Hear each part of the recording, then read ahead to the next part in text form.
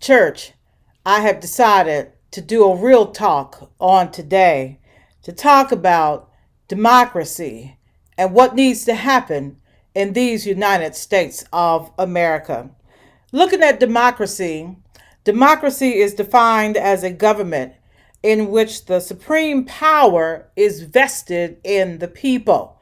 And so, right there, we can look at and say that someone has been confused for the last 4 years that they have been in government to think that the supreme power vested in them versus in the people. Somebody knows who I'm talking about on today.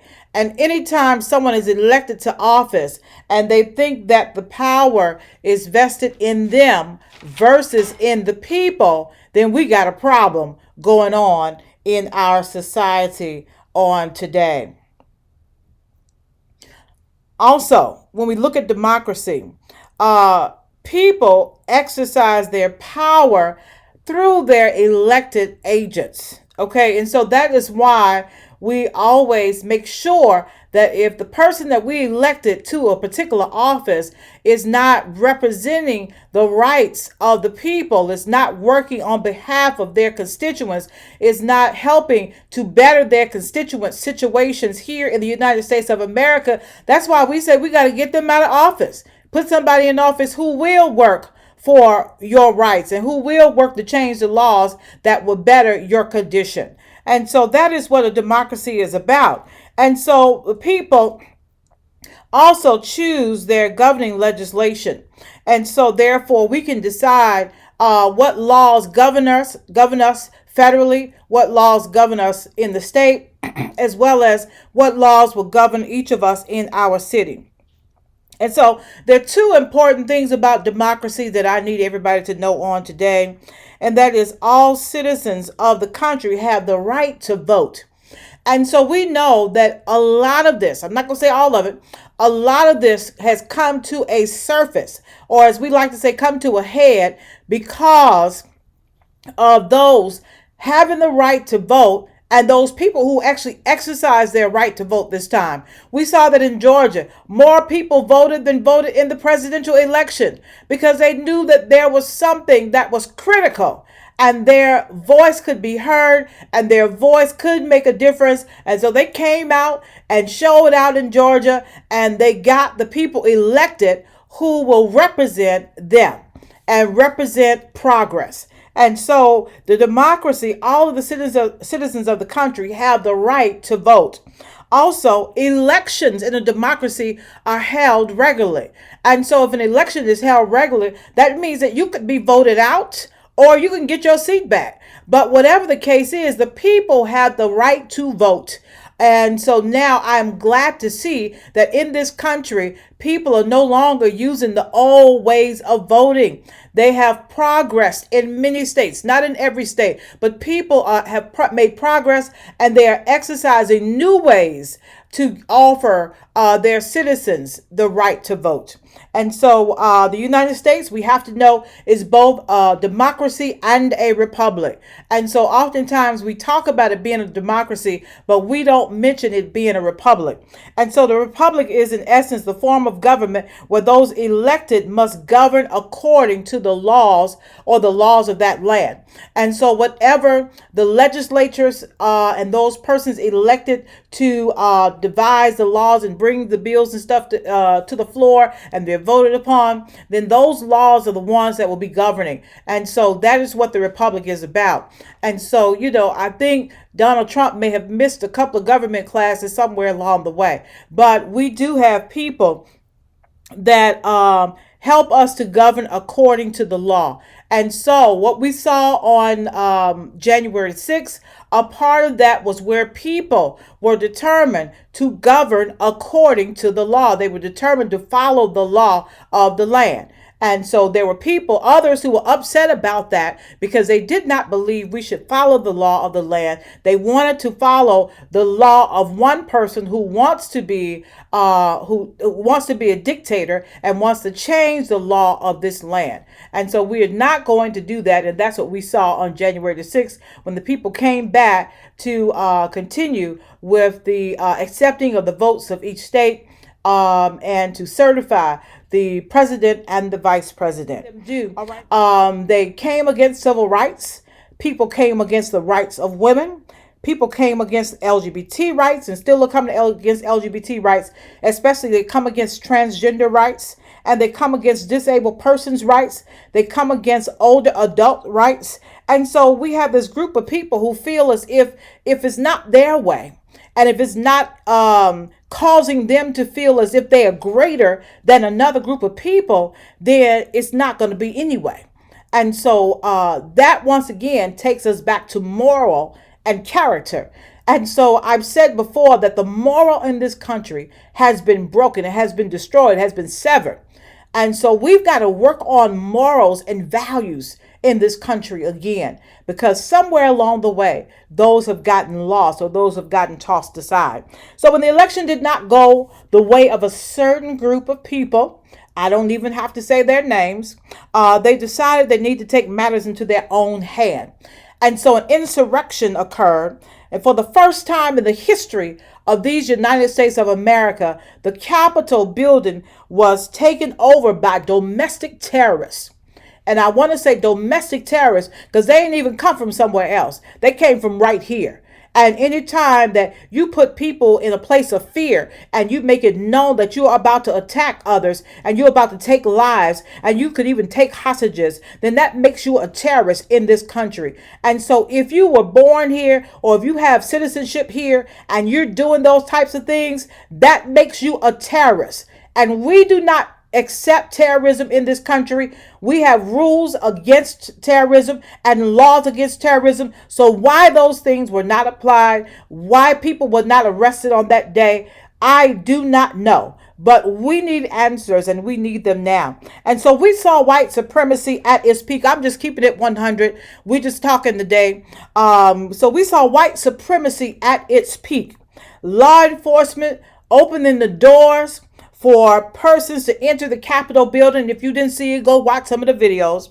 Anarchists breaking historic windows. This is the U.S. Capitol building, and you all are banging these glasses out as if they don't have any meaning or as if they don't have any representation of what our country stands for and all the people who have been in those hallowed halls and all the laws that have come forth in that place.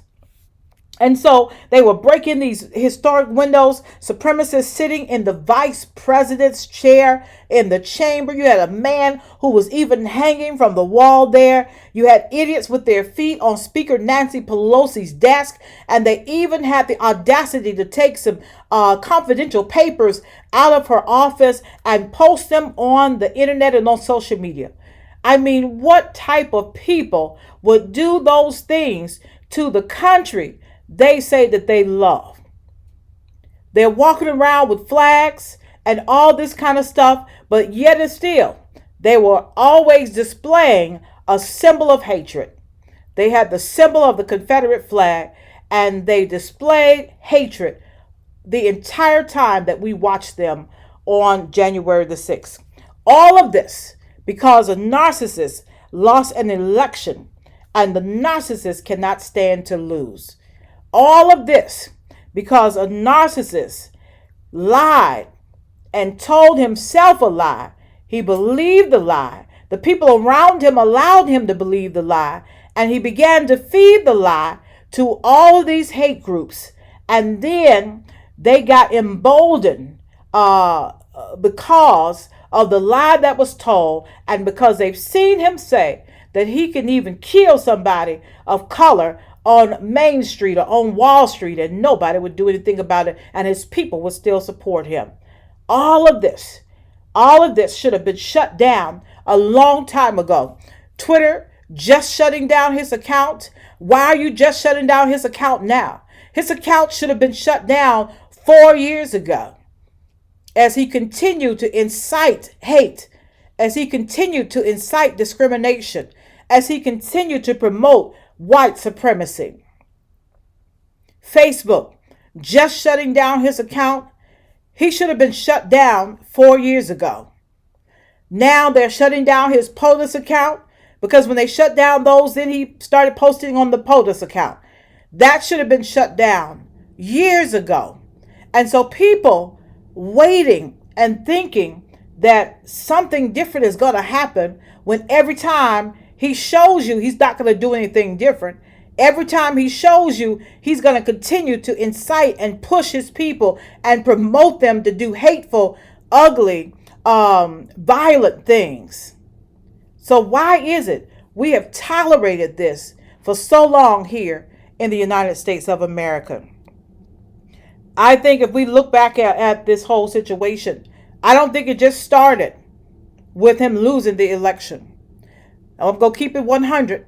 Anybody who don't want to hear it, you can turn it off, tune back in next Sunday. But I think all of this started because a black man, the Negro who wasn't supposed to be in power, who was never supposed to be over anybody white, who was never supposed to have more power than the white folks in the country. The black man had risen to power and became the most powerful person in the world. And that made a lot of folks angry.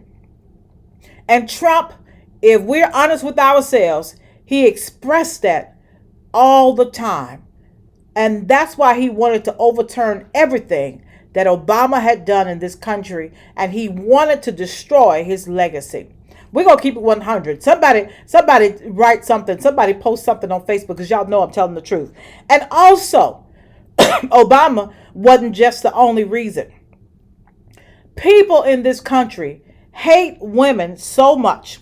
And even though they married to women, even though they date women, even though they claim that they love women, even some of them say they respect women, but really they have a love-hate relationship with women. Men do.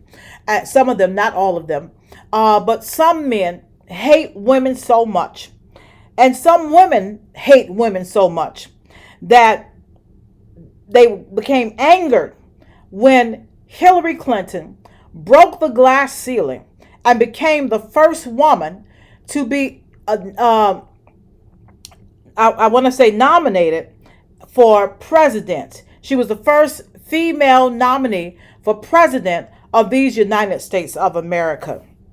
But women voted for Trump because they did not want to see this woman, even white women, black women, doesn't matter.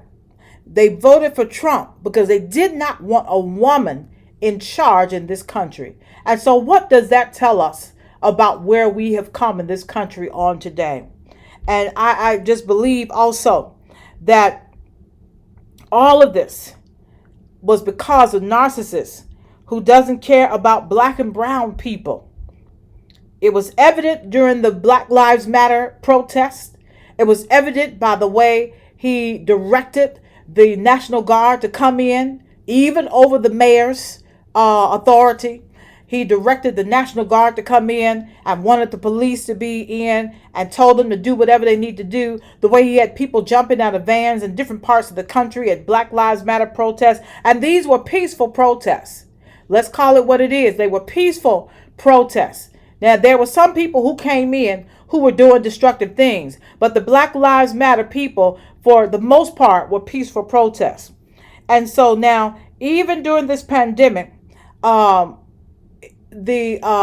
person, I don't even want to give them that much credit, 45, was upset because of all of the people who were seeing the Black Lives Matter protests and who began to support and became allies and knew that what was occurring in this country was wrong and started speaking out and saying that it must stop and it must stop now. So all of this because the narcissist wanted things to be his way. And so therefore he continued to feed lies into his followers and into the minds of the conspiracy theorists. And so they actually believed the country was making too much progress. The progressives were advancing too much, and too many people were getting rights. The black people were getting rights. The people of color were getting rights. The LGBT people were getting rights. Gender persons were getting rights, and disabled persons were getting rights. And they felt that they were losing their control. And that control, I tell you, can destroy you. The spirit of control. And so, therefore, this is what I believe was at the bottom of what we saw. And so then it just came to a head when Trump lost the election that he had promised his people that he would not lose. Okay? And so now many of us witnessed them walk out of the Capitol as if they had not done any crime. They walked out of the Capitol. I mean, to me, the way they walked out, you might as well have had some coffee and cookies for them. You know, they just kind of walked out and they kind of told them, okay, you know, y'all go along, move along. And we know that if that had been African Americans, people of color, that would never have occurred. And so the way I'm looking at this is that if they had not committed a federal crime and gone against the very principles, morals, and values of the United States of America, then there still would be some issues here.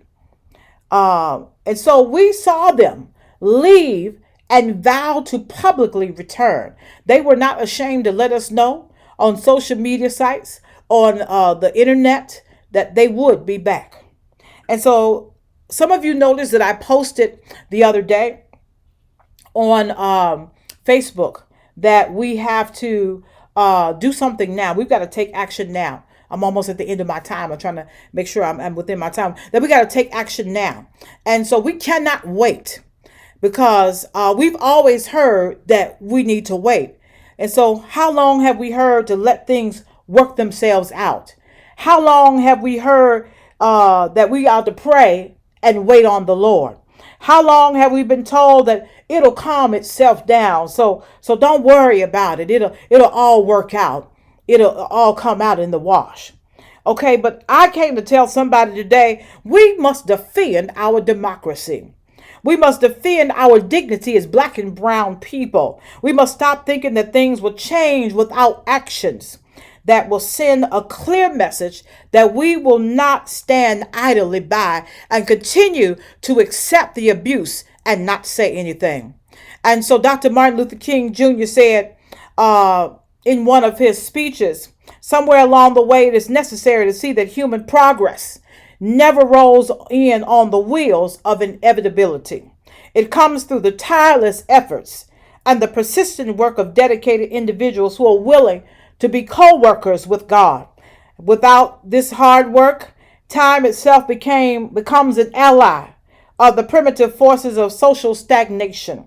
So we must help time. We must realize that the time is always ripe to do right. This is so vital and this is so necessary. So we can't sit by idle at church, waiting to see what's going to happen. We must be proactive and know that our lives, our future, our families, our communities are at stake. How will we respond to the insurrectioners who have stated that they're going to keep trying because they believe in a liar? They believe in conspiracies. They believe in white supremacy. They are nationalists. They are Ku Klux Klan. They are Proud Boys. They are skinheads and all kinds of people filled with hate. What are we going to do in this season? When people are filled with rage, you don't let them continue to wander, hoping and praying that they won't do anything or that they have changed their minds or some cloud of conscience is going to come over them. These people left DC feeling that their mission had been successful and their mission had been accomplished and that next time things will even be better. The question I ask is why so much hatred? Why so much anger towards a fair election? Even those inside the House and Senate need to be held accountable for their efforts to help overturn the election and the continual objections to what has been rightfully certified as a honest and honorable election. Church, we must begin to hold people accountable for their actions. If we don't stop them now, they will recruit and believe that nothing and no one will ever be able to stop them for the actions and victims that they take and violations that they create. We've made progress here in America. But as I always said, just because laws have been changed does not mean that the hearts and minds and spirits of the people who live under those laws have been changed. And so we can see clearly that the hearts and minds of these people have not been changed. That is why hate groups are working overtime to roll black voters' rights so that black people and brown people can't go out and put in progressives like we did in Georgia and in so many other states across the country, and continue moving this country forward and giving folks the rights that the white supremacists believe should remain with them only, and that black and brown people have to remain marginalized and disenfranchised. Okay, they don't believe that we should be able to have the same rights that they have. They don't believe that we should be able to elect and put in our candidates in office as they are able to do. So somebody's got to call for the arrest of every person that was in the Capitol unlawfully on January the 6th. Somebody better hear me today. Every person that put their feet on the steps and were on the balcony, we need to call for their arrest as well.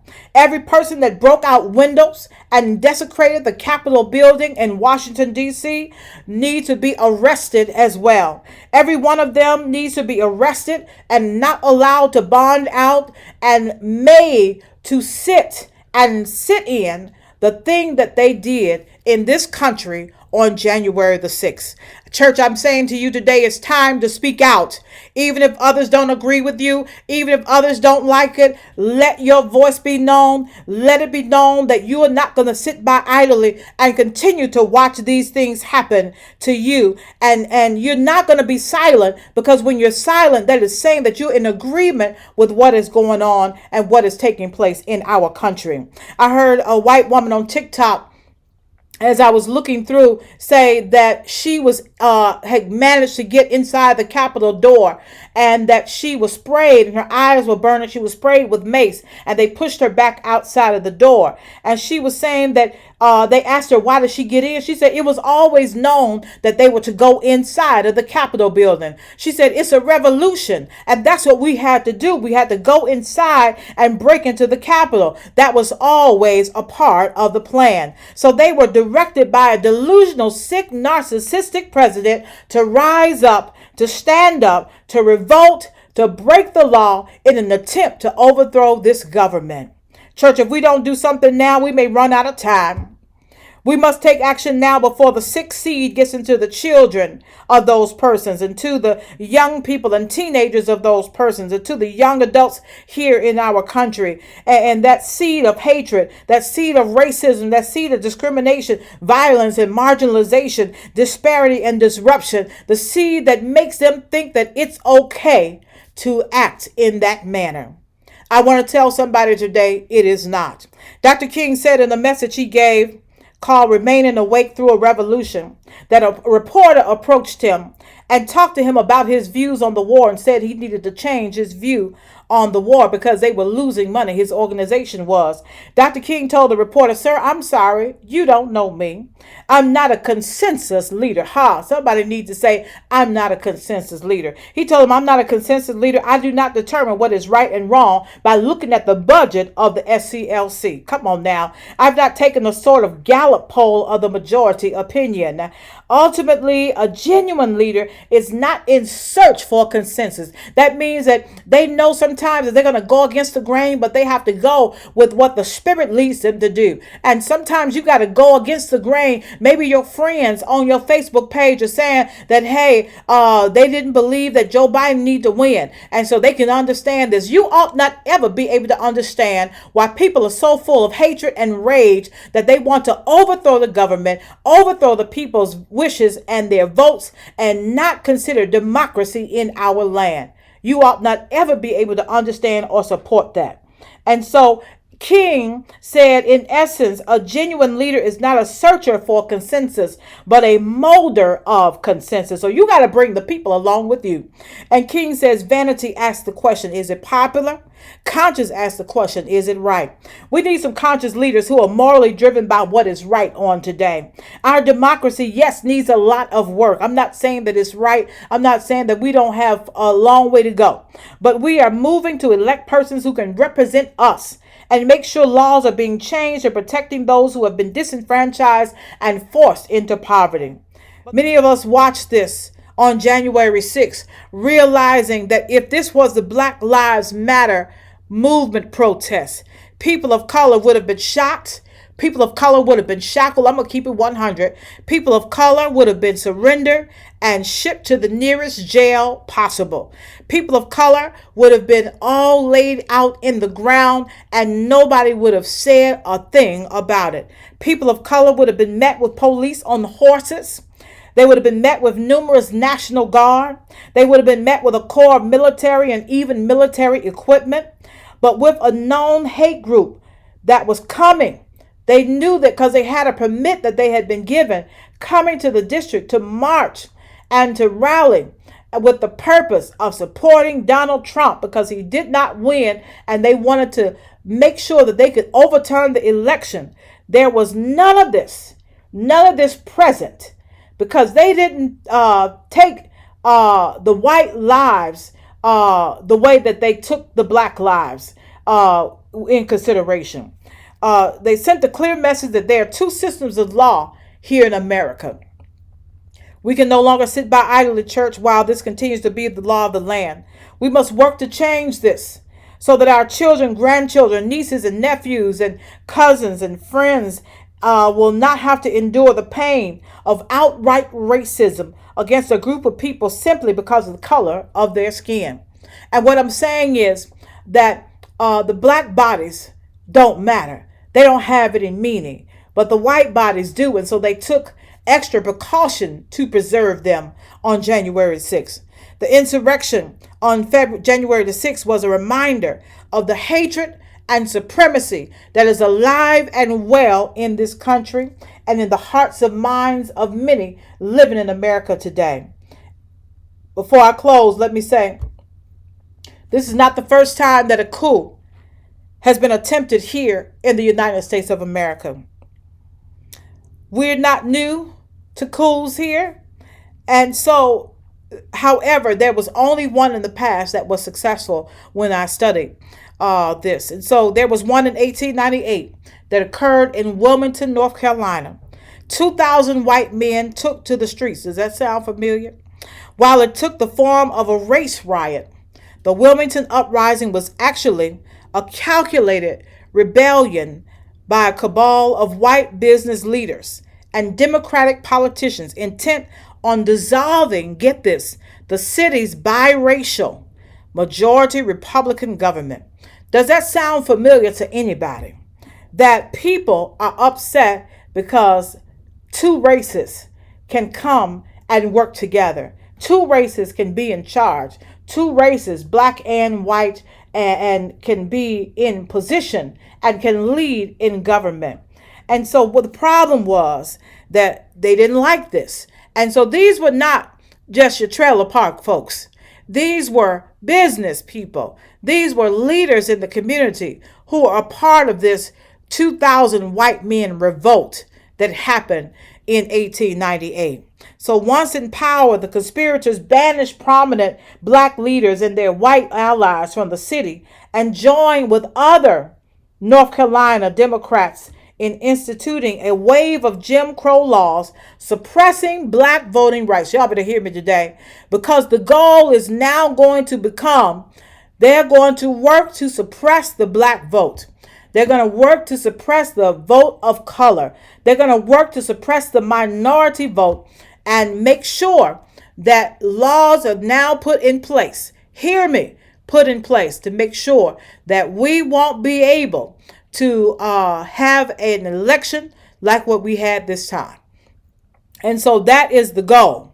So now get this. Despite in North Carolina its illegality, state and federal officials ultimately allowed the power grab to proceed unchecked, leading many historians to cite the Wilmington insurrection as the only successful coup d'etat in American history.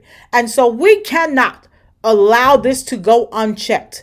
We cannot not arrest every person that was a part of that coup attempt on January the 6th. We must find all of those people. We must write the FBI. We must write all of the public safety departments and let them know that we will not rest until all of those people have been brought to justice. So Michael Eric Dyson, in Long Time Coming, his new book, says that the rules of the white world are communicated through cultural habits and social norms that reinforce black fear and carry a message that cannot be missed. White spaces are sacred, cannot be tarnished or invaded. And so now, in the society in which we live in, the white world is promoted. And so at some point, we've got to make it where it's not just about the whites, where it's no longer going to just be a white world, but we're going to have a multicultural world. And so we've got to work church in order to bring that forth in the United States on today. We must make it clear this is not a country where white rules. We must make it clear that blacks are not afraid anymore. Somebody better hear me. We must make it clear that we will no longer accept double treatment and or mistreatment. We demand change, and we demand it now. As children, we were taught, "My country, 'tis of thee, sweet land of liberty, of thee I sing. Land where my fathers died," somebody knows it, "land of pilgrim's pride. From every mountainside, let freedom ring." It ends with, "Long may our land be bright with freedom's holy light. Protect us by thy might, great God, our King." Now, we sang that song. We were taught that that seed was planted, and most of you can still sing that song today. We were even taught in school. It didn't matter what color you were. This was the country you were living in, and this was what they taught you. We were taught the preamble, which says, "We hold these truths to be self-evident, that all men are created equal, that they are endowed by their creator, which is God, with certain unalienable rights, that among these are life, liberty, and the pursuit of happiness." Liberty does not mean bondage. Liberty means freedom. All right, and so let me go on. It goes on to say that whenever any form of government becomes destructive of these ends, it is the right of the people to alter or to abolish it and to institute new government, laying its foundation on such principles and organizing its powers in such form as to them shall seem most likely to effect their safety and happiness. So as people of color, as women, as LGBT persons, are we not to have the liberty that we sang about? Somebody hear me today. And every time I think about it, I can realize and reflect on all of the fathers who died in this land, all of the grandfathers of color who died in this land, all of the uncles who died in this land, all of the brothers who died in this land. And so when we talk about it, we've had lots of men to die, to shed their blood in this land, whether it be hung from trees, whether it be drowned in waters, whether it be beaten so to where a person could not continue to live. And so aren't we the people who get this freedom because this is the land in which we were born in? Are we not deserving of our inalienable rights, which is life, liberty, and the pursuit of happiness? Are we not created equal? The only difference I see, because we have the same level of intelligence, if not even greater intelligence for people of color. Come on, let's tell the truth and shame the devil. And because we were created by the one true God. All of us were created by the one true God. But since we have seen the destruction and corruption of our government, we have in good conscience chosen leaders who have the same commitment to equality and freedom, happiness and safety that we do. So why the anger? Why the hatred? Why the rage? Why the outrage? As I said, we have been created equal by the great God who sits on God's throne. And so when we look at it, the only difference is the color of our skin. It could be also the texture of our hair. It could be the thickness of our lips. It could be the rounding of our hips. But we are still all created equal. And we all are pursuing the same thing here in life. So I want to close by saying we too sing America. We too are America. We too built America. We too build this economy every day. We too love America. And we too deserve our unalienable rights: life, liberty, and the pursuit of happiness. People of God, we must pray, but we also have to let our voices be heard and let it be known that we won't be silent anymore. We shall not rest until justice comes in this country. God bless you.